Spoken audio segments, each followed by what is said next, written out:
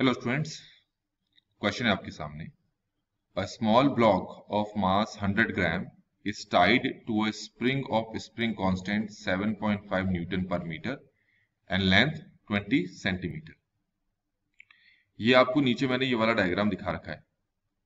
इस डायग्राम में आप देखें कि ये आपको जो दिख रहा है, ये मैं ब्लू से आपको शो कर रहा हूं। ये एक क्या है?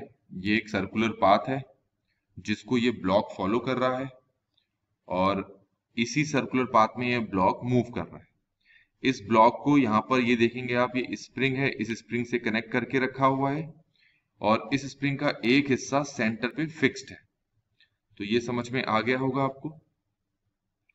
अब होता क्या है कि जब ये ब्लॉक जो है इस सर्कुलर पाथ में रोटेट हो रहा होता है, तो रोटेट होने पे आपको पता है कि इसको बाहर की तरफ एक फोर्स लगेगी जो होगी सेंट्रीफ्यूगल फोर्स।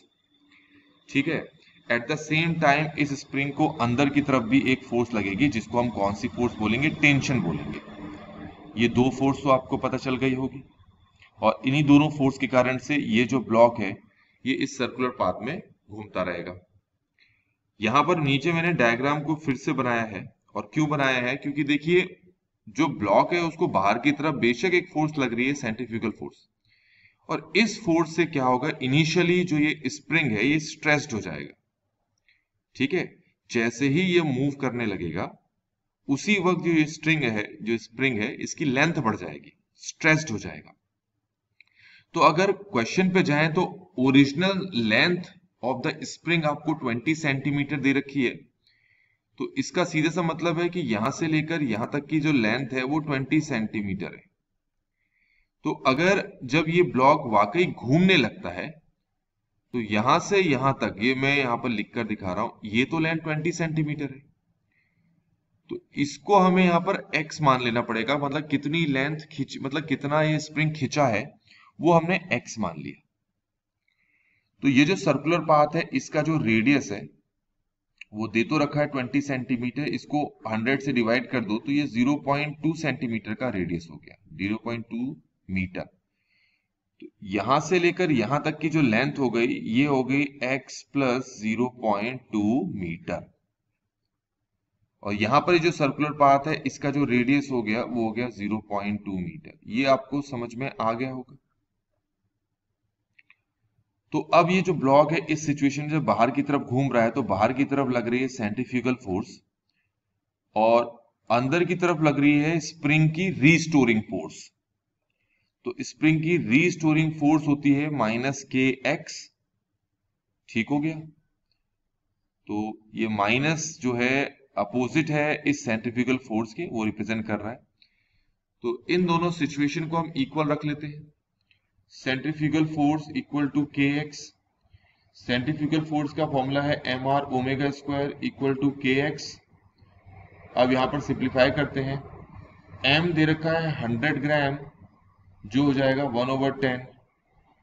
रेडियस हम पहले वाली सिचुएशन के नहीं लेंगे, जब वो वाकई घूम रहा है तो उस वक्त जो रेडियस होगा वो होगा x प्लस 0.2 और क्वेश्चन के अकॉर्डिंग ओमेगा आपको 5 दे रखा है जो कि 25 हो जाएगा। k आपको दे रखा है 7.5 मल्टीप्लाई साथ में x है। अब पॉइंट आएंगे तो नीचे आपका 10 आ जाएगा। तो ये 10 से 10 कैंसिल हो गया, 25 3 हो गया हमारे पास। तो अब यहां पर हमारे पास आ गया x प्लस 0.2 इक्वल टू कितना आ गया? 3x। तो 2x आपको 0.2 मिल गया और x की वैल्यू यहां पर 0.1 मीटर मिल गई।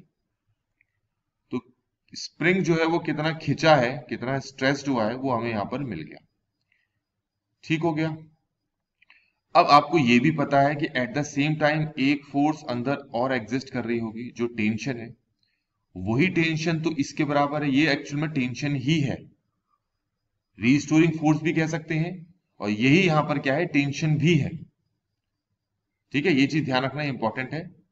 तो टेंशन ऑफ द स्प्रिंग जो कि रीस्टोरिंग फोर्स ही है जो कि kx के बराबर है। k 7.5 दे रखा है, x 0.1 दे रखा है, मल्टीप्लाई करेंगे तो 0.75 न्यूटन आ जाएगा।